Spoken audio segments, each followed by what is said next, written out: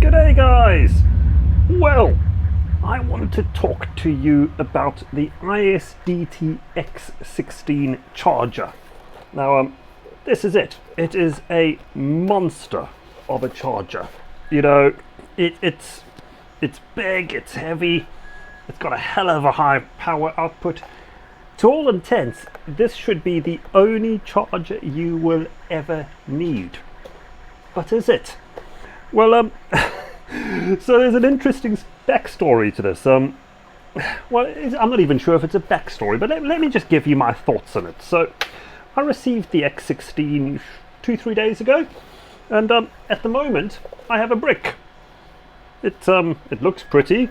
I can turn it on and power it up, but I can't do much more with it. Now, this is something maybe Isdt should be addressing it, because at its simplest level, I guess the single foremost point I'm going to make about this charger is that slapping the word professional onto something does not give you an excuse to be mediocre, to sacrifice consumer friendliness. And yeah, you know, the truth is, it's Isdt, you've done it with this one, but you're not the only person who's done that, because there are other devices. If I look at things like this module on the back here, same story. It's a commercial module, but it's lacking friendliness. So I guess this is a problem lots of people, well, lots of industry manufacturers have, is you slap the word commercial or professional on it, and it somehow means you don't have to make it consumer friendly. And that's just rubbish. So let me give you a rundown why, because that's kind of more important, isn't it, than me rambling on. So I'm going to pull up the web page here and we'll run through the specifications quickly. So the Isdt X16 allows you to have 100 to 240 volts input. Brilliant. It can output anywhere between 10 and 72 volts. It can charge dual charging at 20 amps, which is massive. You know, in terms of power output, we are talking 1100 watts of power, which is massive. It can also discharge at 50 watts, which is reasonable. Not as good as some of the standalone discharges, but it's pretty good. And it's got all the kind of normal things you would expect from Isdt. However, make no mistakes, current price, £500. Now, here's the thing, and this is where I'm feeling a bit frustrated. This is a £500 charger. The reason I have spent that much money on a charger, because I fly jets, and I've got lots and lots, yeah, this sort of thing, 5,000 milliamp 6S's. Now, you want to go fly, and you need to charge up maybe 10 of these, because you're going for a whole day. It's going to take a blimmin' long time. So you want something like that. But why then? You know, I haven't managed to use it yet. And step one, okay, and I'm conscious I'm rambling a bit, but I think this is just a buyer beware type thing. So step one, XT90s, no problem, happy with that. But we don't have the regular JST sort of balance lead on here. It's something slightly different, and if I pop it off here, can I get it out? There you go. Can we see? It's a completely different plug, and it's a 16-pin plug, which goes in here. That's great. But this is all they give you. They give you a 16-pin pigtail to another two 16-pin pigtails, and no adapters. And well, I've been looking around, and I just can't find any.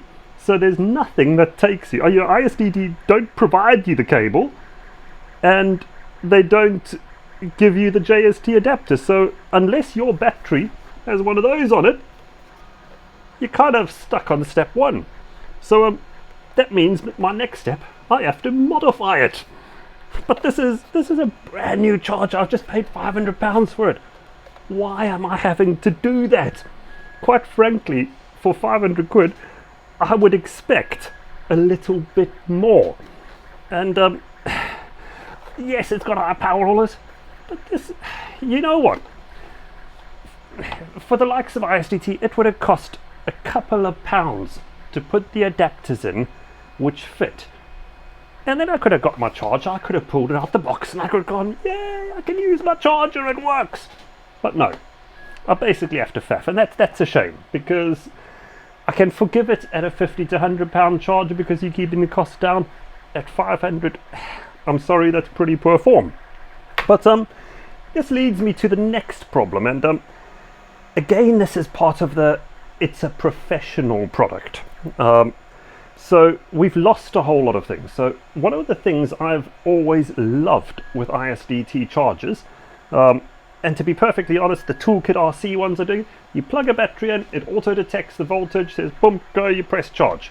You know, so it just kind of knows you're running a 4S, a 6S, it just picks it up and you go. Quick, easy, painless. Well, the Isdt has adopted a different methodology where I have to kind of create preset tasks. And I might actually be slightly wrong here, because the problem is I haven't managed to plug a battery into it yet. And but everything I've seen on the menu interface, whilst it's similar to the cheaper consumer chargers, it doesn't auto detect. So now what that means is I have to set up profiles to suit my different batteries.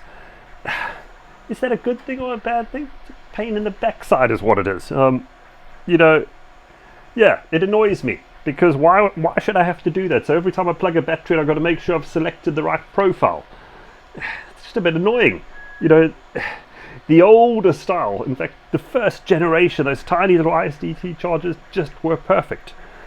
And then again, software-wise, it's worth noting we've lost lead acid charging, we've lost nickel metal hydride charging.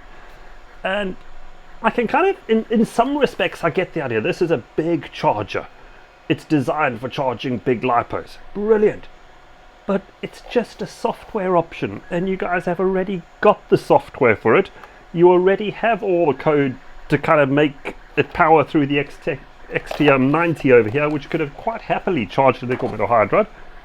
Why take it off? Why on earth do you take away a feature because you're releasing a new product? I just don't get it. And you know, the funny thing is, Isdt also have an X8 charger, kind of a baby version of this, which is targeted more at the consumer market. So it does 8S batteries, and it has a regular JST plug for the balance leads and everything, but it charges nickel metal hydrides. So why doesn't the X16?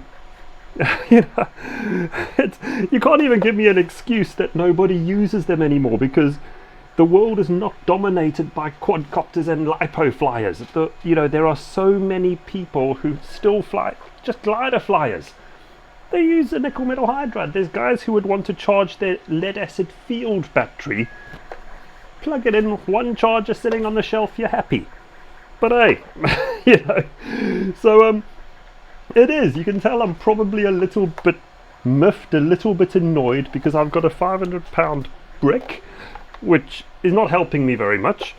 And I guess I should have read the instructions online and the details first. I probably would have realized about the nickel metal hydride and things, but kind of, you know, I glossed over it because the only thing I was interested in is power output, and I expected it, like every other charger out there, to include the features. But no, it doesn't. So yeah, buyer beware. If it says professional, it may not be as good and simple to use as the consumer product, which is just, in my opinion, a whole lot better. But hey, X16, it's big, it's powerful. One day I will find a plug, or otherwise I'm going to have to start hacking the cable together, which frankly just disappoints me. And then I'll get it working and do a does it work review. But that might be a little while. Anyway, cheers guys, enjoy.